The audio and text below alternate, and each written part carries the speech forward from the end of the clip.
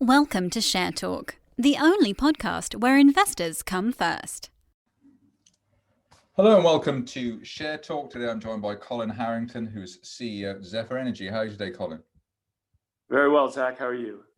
Right, I'm speaking to you. You're over there in the States, DC, but the action today, as far as Zephyr is concerned, or the RNS, is slightly west of where you are at the moment.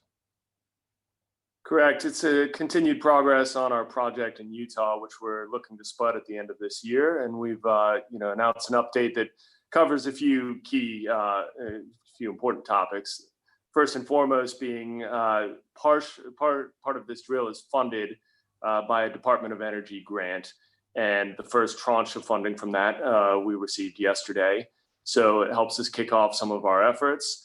The second piece of news I think is equally important from my standpoint, and that is we've hired the drilling manager from Fidelity Exploration, who's drilled more wells in this basin than anyone else out there. Had a very successful track record using much less information than we have today, but he's drilled some great wells throughout the basin, and he's coming on board to help us ensure both the safe and successful launch to this project. So those two key things are very exciting.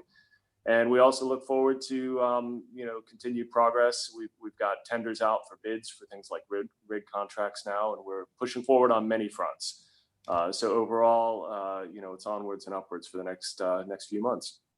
Right, you're over there in the States. What's the atmosphere in the sort of COVID world that you've got, or we've all got at the moment? How is it in the oil and gas space? Well, just in general, obviously, it's very difficult times. I think we've had some measure of control here, but I think everybody's looking at the winter and hoping things don't get much worse. And obviously, we have an unusual political climate, to say the least, as well.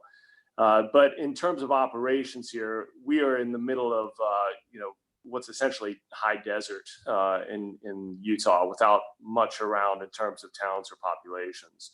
So from a service standpoint, from an operational standpoint, I think it's business as usual right now. But obviously, safety is our first concern, and we'll make sure that in doing this, that we'll be able to undertake operations without any risk to our employees and contractors. Right. Those people who sort of follow small cap stocks and have done their in-depth homework will have worked out that Zephyr Energy used to be Rose Petroleum, which is a name that might strike up mixed feelings. How did you come to the company, and what is your background in terms of that? So my background is oil and gas, and always on the investment management and investment banking side, but primarily in the private space. There were a lot of things, particularly in the last decade, about U.S. listed public E&Ps that I couldn't get comfortable with, from an incredible use of leverage and bloated balance sheets, to a real focus on volumes that, while the headline numbers might look great, the economics could be terrible underneath. Similarly, management comp structures, misaligned with shareholder interests. All of those things were problems to me. So I've been investing primarily with a cash flow focus on private opportunities. But I had known Rose, I'd seen it over the years, and was always intrigued that buried in this company, and they had spent quite a bit of money putting the Utah position together and putting together a great 3D seismic shoot across that acreage. But it seemed to be buried among other things in other geographies, other sectors.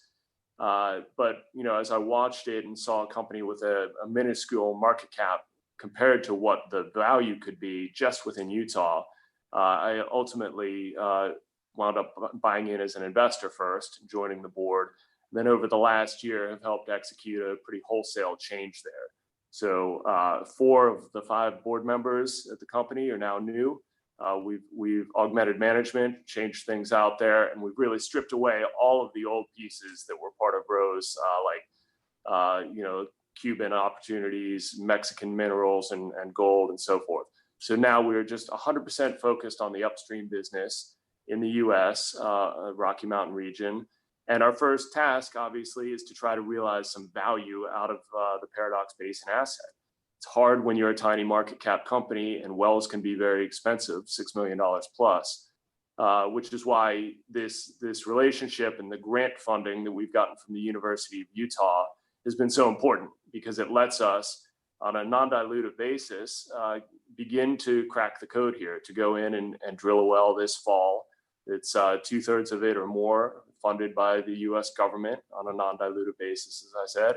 Lets us go in and do the first part of this well and get the data that we need to de-risk the remaining bits of this project. So we think we've cracked the code and that we are pushing forward to beginning to realize the value that I saw within Rose when we first came in. And I think it's really important to say that I look at this from an investment and from the investor standpoint. We're still very significant shareholders, the largest shareholders in this company. The board is highly aligned with its other shareholders, and we look at everything in that light. That we're here to make the choices and do the hard work to increase shareholder value for everybody. Colin Harrington, CEO at Zephyr Energy. Thank you very much indeed. Thank you, Zach. I appreciate your time. Thank you for listening. Remember to visit our website for more news and other podcasts at www.share-talk.com.